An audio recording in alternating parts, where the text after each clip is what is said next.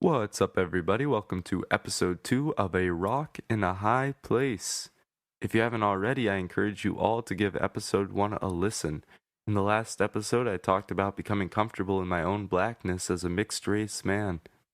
After today's episode, I want to open up the floor to you all. If anyone has a question or topic they've been wanting to hear about or just want to ask me personally, I'd love to chat. As per usual, getting baked is item number 1 on the agenda, and I'm not one to stray from tradition, especially if that tradition is getting high. When I get back, I'm going to share with you guys a concept that I personally have battled with called black martyrdom.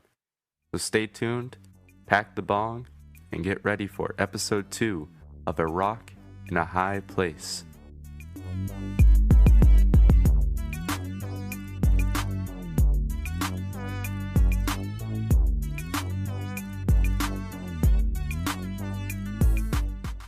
Alright, y'all, today I wanted to talk about the idea of black martyrdom. With all the recent attacks on black lives by police and the protests that have followed, I think it's time to share some thoughts I've struggled with since the death of Trayvon Martin. When Trayvon died in 2012, I felt a series of emotions that seemed wrong to have, even while I felt them. It wasn't anger or sadness that I was mostly feeling, though I did share in those as well, but it was a sense of responsibility to prepare for my own death. I was 13, and I was absolutely prepared to die in exchange for bringing light to these injustices. At the time, I couldn't tell if I was brave or compassionate or driven by a dark need to have my name be spat in cops' faces at protests. Doesn't really matter in the end. The fact was that I embraced the idea of death at the hands of a police officer, hoping that my community would tear down decades of systematic oppression and retaliation. I believed in the idea of being a martyr for years. It never seemed like an inevitable future, but it always remained a distinct possibility.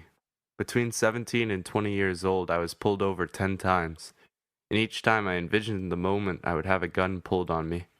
I prepared as best I could to be killed for the faulty headlight or an expired license. Despite common sense, my own mortality was all I could think about as soon as red and blue lights popped up in my rearview mirror.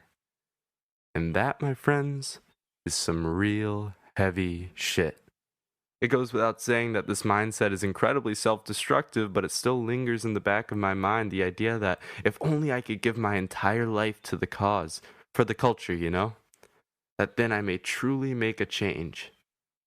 But I believe now it's an immature way of thinking. To wish my own life away for the sake of the black community was a disrespect to all of those who were never given the option. I believe in living and sharing my experiences every day so I can lend my voice to those taken from us too soon.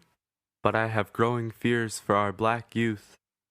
If I felt that sacrificing my life was the only option for change after hearing of Trayvon Martin, what are the black 13-year-olds thinking now?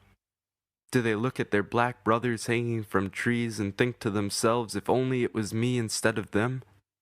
Do they look at their sisters crying out for injustice only to be found 9 days later dead on the side of the road and think it should have been me? They are being shown constant reinforcement of black men and women murdered by police and the rallies and protests that can be given life from their deaths. I hope every parent of a black child listening takes a moment after this to truly consider what your child is thinking after hearing the news. What are they seeing of our country? How much of our burden do they rest on their shoulders? I don't know. I wish there was an easier way to tell. I wish there was an easier and simpler way to show our black youth that their lives are valuable to us all. No one is born to have their deaths displayed on national TV. No one is born to die a martyr.